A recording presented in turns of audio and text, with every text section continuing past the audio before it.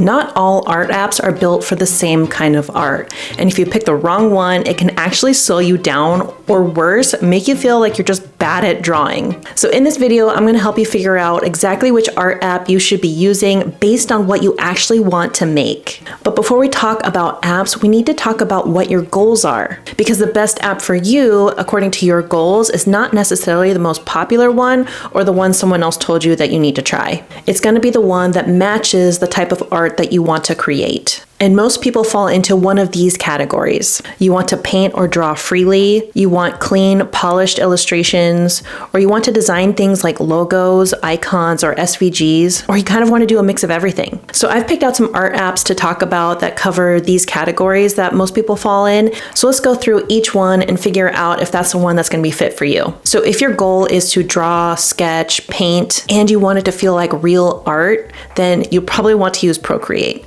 And it's easily one of the best apps for beginners. And that's because Procreate is super intuitive and it's designed specifically for the iPad, and it has one of the best brush engines out there. This app makes digital art feel super fun right away. Getting started in Procreate is really easy. You can purchase it from the App Store with a one-time purchase. And for most artists, the conversation about what app you should use starts and ends right here with Procreate. And for good reason. There is a reason that this app has been glued to the top of bestseller lists for years. Procreate's whole philosophy is about being incredibly powerful without being complicated.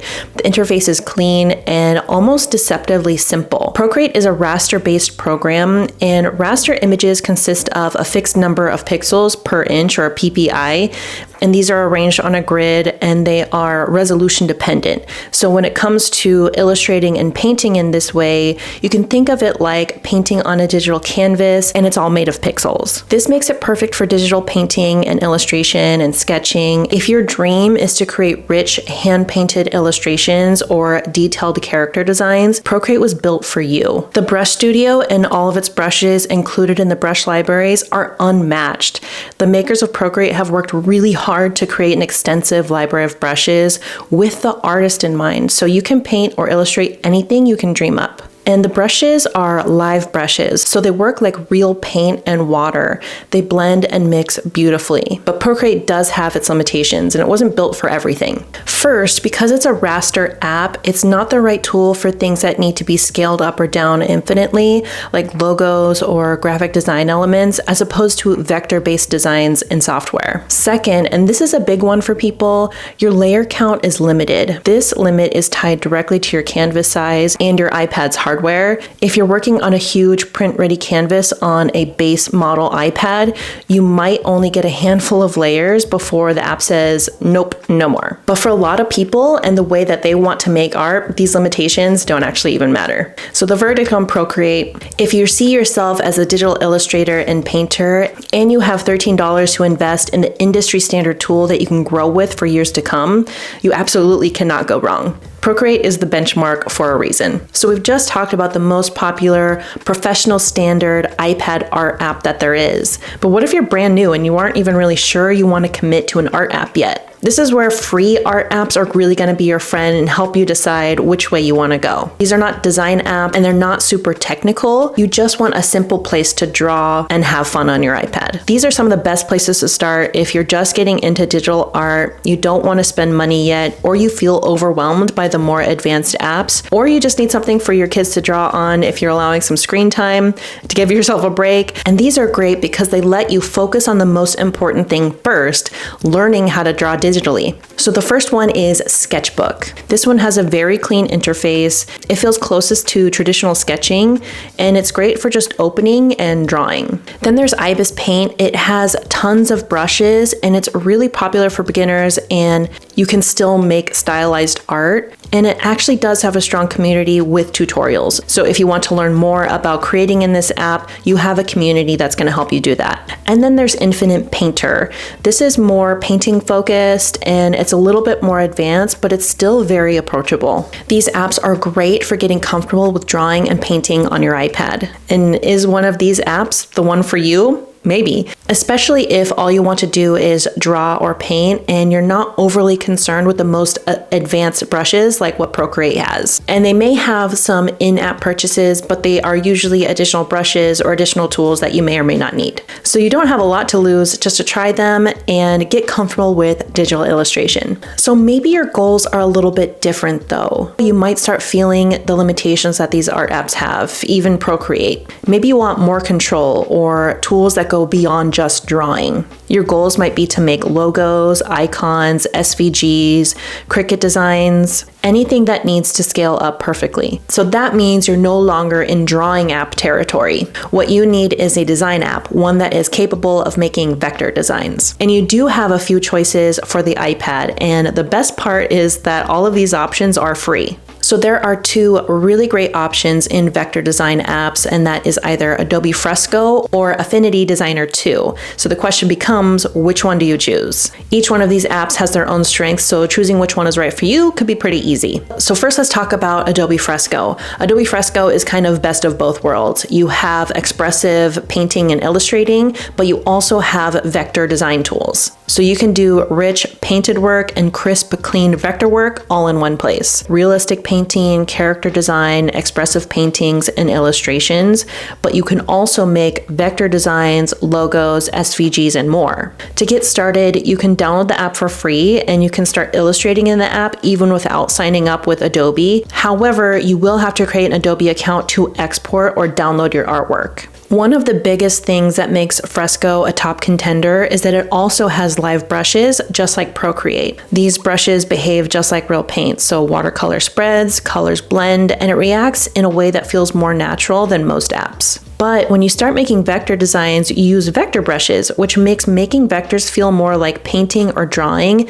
not something super technical or mathematical. Not only that, but there are perfect vector shapes that you can use in your design. And while you can make really great vector designs, Fresco is not actually a fully equipped vector design app. It doesn't have the same kind of tools that you'd expect in a true design app. And you also can't export vector files. It also doesn't have a pen tool or a node tool, just to name a few. And these tools are the ones that a professional vector software has. So things like precise shape building, node editing, like moving points on a path. Fresco gives you the ability to create vectors, but not full control over your vector structure. And this is just how Adobe modeled this, allowing you to use this app for free, but it kind of seems like the intention is that you use it as part of a workflow, using other Adobe tools like Adobe Illustrator in order to achieve exactly what you need. And Adobe Illustrator is definitely not free, but not everybody making vectors needs to have this control over the vector structure.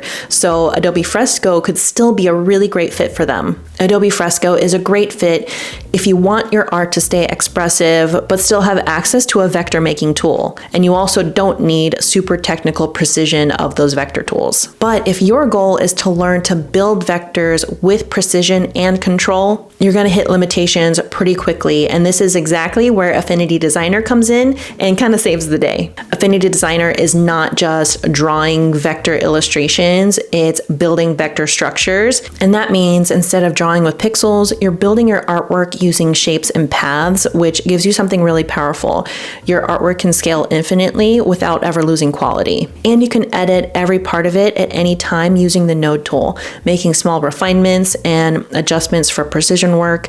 Affinity Designer is perfect for logos, icons, SVG files, Cricut and cutting machine designs, print-on-demand artwork, and anything that needs to be clean and precise. And if you'd be using Affinity Designer for the first time, here's how to get started without feeling overwhelmed. To start, the entire suite of Affinity apps are free to download and free to license to use, which is really great because vector-based software wasn't always this readily available. You can now learn and practice building vectors for free, which I think is really amazing. Affinity Designer is a full-fledged, professional-grade vector design program that just happens to live on your iPad. You get a precise and powerful pen tool for creating custom shapes and incredible control over colors and gradients. But here's a huge plus for beginners using Affinity Designer. With a single tap, you can switch between personas, which are just the different workspaces with different sets of tools. So you have the designer persona, which is your full vector toolkit, but then you can flip over to the pixel persona,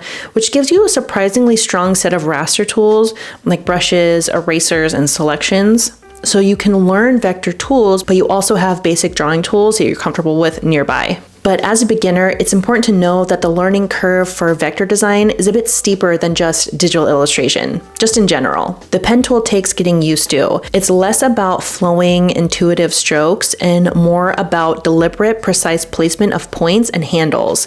It's a different way of thinking. It's a designer's mindset. However, if your goal is to make vector designs, it's totally worth sticking with it. And it's a skill that is going to take you really far. So would Affinity Designer be the best app to get started with as a total beginner wanting to learn digital illustration and graphic design? It totally could be, especially if your ultimate goal is to learn graphic design. But if you're brand new and you just want to draw and have fun, Affinity Designer might not be the right one for you. It might feel really frustrating at first and might be too much equipment for what your needs are. And this is why choosing the right app matters so much, because the wrong tool can make something feel way harder than it really is. So if Affinity Designer 2 feels a little too advanced and it's something that you want to work up to, then you might want to start with Affinity Photo 2. And it's one that I think rivals Procreate in a lot of ways. And in a few key ways, I think it has the edge on Procreate. I have a whole video on the tools that Affinity Photo has that Procreate doesn't, and it goes into depth why I choose Affinity Photo over Procreate for a lot of projects. But I'll tell you the main reason is because Affinity Photo has native vector tools. And that's something that I really wanted Procreate to have when I first started using it. Affinity Photo 2 is great for beginners, especially ones that want a full studio of raster-based illustration tools, but are a little more ambitious and also want to learn vector tools. You have access to a really great brush studio. However, Affinity's brushes may not be as powerful as Procreate or Adobe Fresco's, but they will still help you make some really beautiful digital illustrations. And the reason I think it has an edge on Adobe Fresco, another app that is the best of both worlds, raster drawing and vector drawing, is that Affinity Photo actually has a pen tool, so you can learn the basics of building vectors with precision, helping you build up to using the more professional software in the future when you're ready for it. I absolutely love Affinity Photo, but I think we might be approaching information overload. So let's get you actually creating with a final breakdown. If you see yourself as a digital illustrator, a painter, or a character artist, and you want the industry standard app with a massive community and a fantastic workflow, and you have $13 to invest, you should buy Procreate. If you just want to draw and sketch and the fancy tools aren't as important to you, and you have a tight budget, one of the free drawing apps may be all you need. But if you're more ambitious, wanting great digital illustration tools, but you're also interested in learning vector design, Affinity Designer or even the simpler Affinity Photo would be perfect. They are both free and more than enough to get you started and help you fall in love with making art on your iPad. But if you want expressive painting and simple vector design, Adobe Fresco is totally fine. There's no single best app that fits all.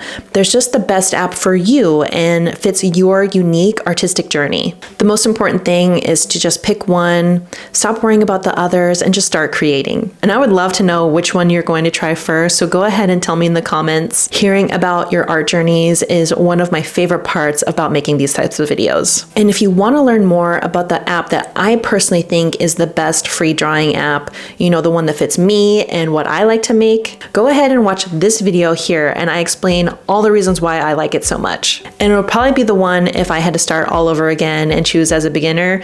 Just saying.